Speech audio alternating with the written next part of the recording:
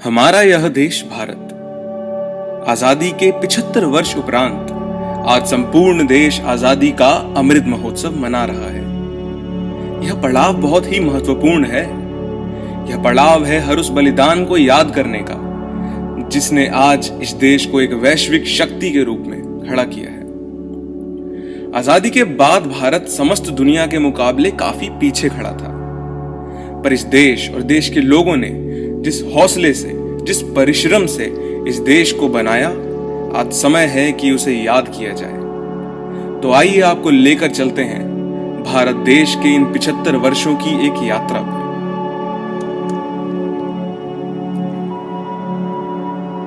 वर्ष 1947 जब भारत एक आजाद देश बना, इस देश के सामने इस वक्त कई चुनौतियां थी।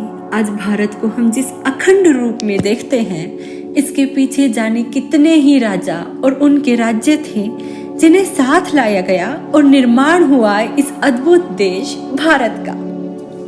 इसी साल आजाद देश को मिले हमारे प्रथम प्रधानमंत्री श्री जवाहरलाल नेहरू पर मुश्किलों के बादल अभी छटे नहीं थे। वर्ष 1948 राष्ट्रपिता महात्मा गांधी की गोली मारकर हत्या कर दी गई। इसी वर्ष देश ने कश्मीर के ऊपर देखा भारत पाकिस्तान युद्ध, जिसमें जाने कितने ही भारत माँ के सपूतों ने राष्ट्र के लिए अपने प्राण न्यौछावर कर दिए। कठिनाइयों के इस दौर से निकलता उभरता ये देश अपनी राह पर अग्रसर था। वर्ष 1949 भारत को अपना संविधान मिल चुका था। यह संविधान प्रतिदर्श था इस देश की उन मूल्यों का जो सदियों से चले आ रहे थे। वर्ष 1950 में इसी संविधान की बदौलत भारत दुनिया का सबसे बड़ा लोकतंत्र बनने वाला था। 1951 में रेलवे नेटवर्क का राष्ट्रीयकरण किया गया। भारतीय रेलवे अब दुनिया के सबसे बड़े रेलवे नेटवर्क में से एक है। हमारे देश के प्रथम प्रधानमंत्री श्री जवाहरलाल नेहरू जी ने 1951 में भारत की संसद में पहली पंचवर्षीय योजना प्रस्तुत की, जिसका आदर्श वाक्य कृषि विकास था। स्वतंत्रता के बाद पहली बार भारत में आम चुनाव हुए थे। यह चुनाव लोकसभा के पहले चुनाव थे। इसी क्रम में 29 अप्रैल 1954 को पंचशील पहली बार औपचारिक रूप से चीन और भारत के तिब्बत क्षेत्र के बीच व्यापार पर हस्ताक्षरित किया गया। इसी दशक में 1 जुलाई 1955 को भारत सरकार द्वारा SBI का राष्ट्रीयकरण किया गया। 1957 में रुपए का दशमलवीकरण भी किया गया था। कृषि क्षेत्र की बात करें तो नॉर्मन ई बोरलॉग द्वारा हरित क्रांति की शुरुआत की गई। 15 अगस्त 1947 के बाद भारत की यात्रा एक प्रभावशाली विकास गाथा का एक बड़ा उदाहरण बन गई है।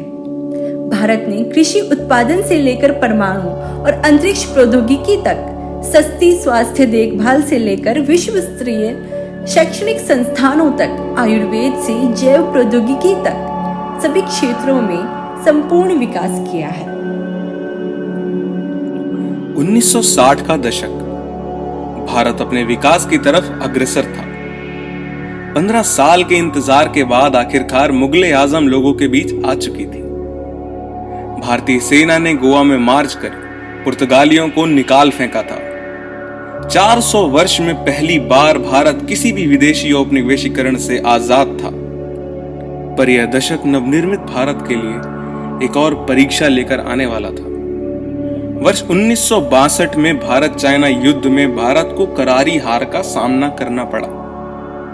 1965 में फिर एक भारत पाकिस्तान युद्ध ने भारत को एक मुश्किल समय में खड़ा कर दिया था।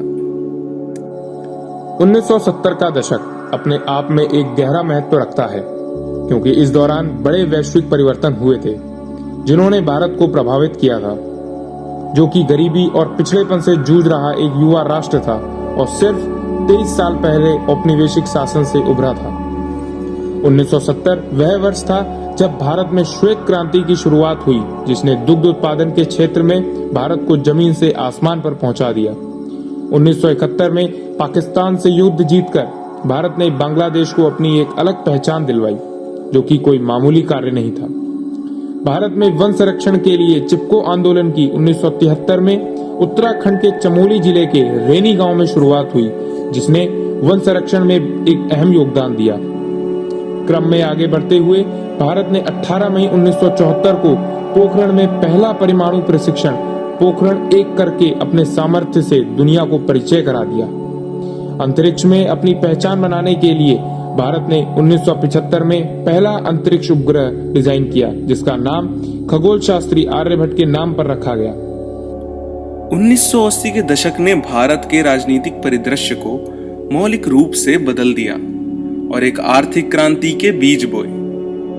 इस दशक में विकास दर में काफी सुधार हुआ। वित्तीय वर्ष 1980 से वित्तीय वर्ष 1989 तक अर्थव्यवस्था 5.5% की वार्षिक दर से बढ़ी, जहां उद्योग 6.6% की वार्षिक दर से बढ़ा, वहीं कृषि में 3.6% की दर से वृद्धि हुई। बेहतर आर्थिक विकास में निवेश की उच्च दर एक प्रमुख कारक थी।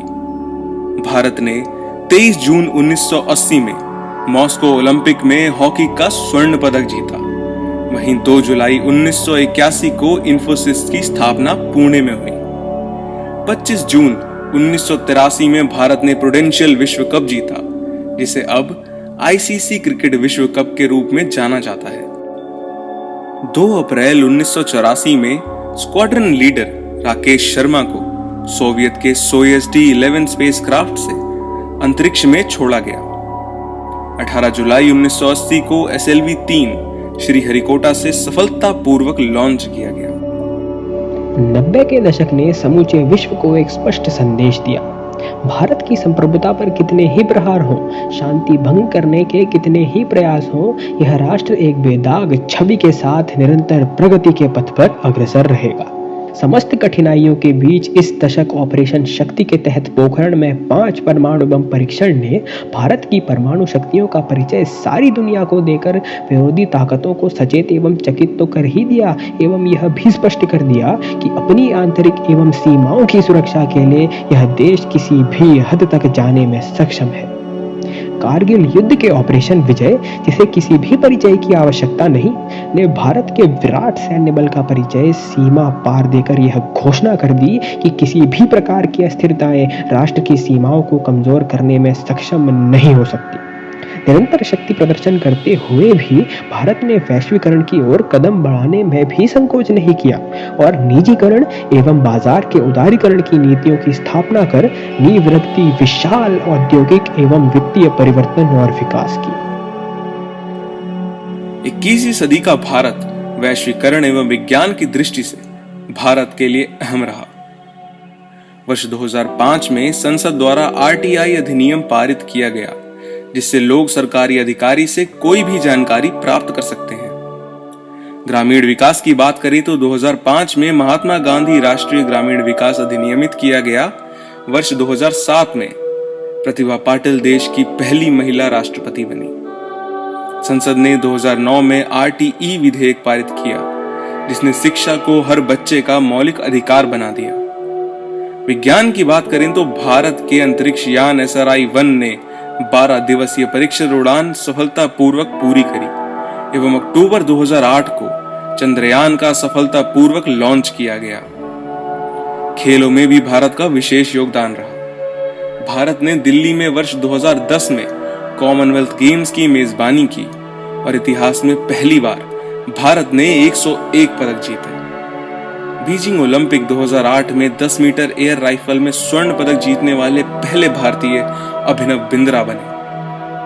भारत ने हर क्षेत्र में सफलता का परचम लहराया। 2011 में क्रिकेट वर्ल्ड कप जीतकर 28 वर्षों पश्चात विश्व विजेता का गौरव भारत ने प्राप्त किया।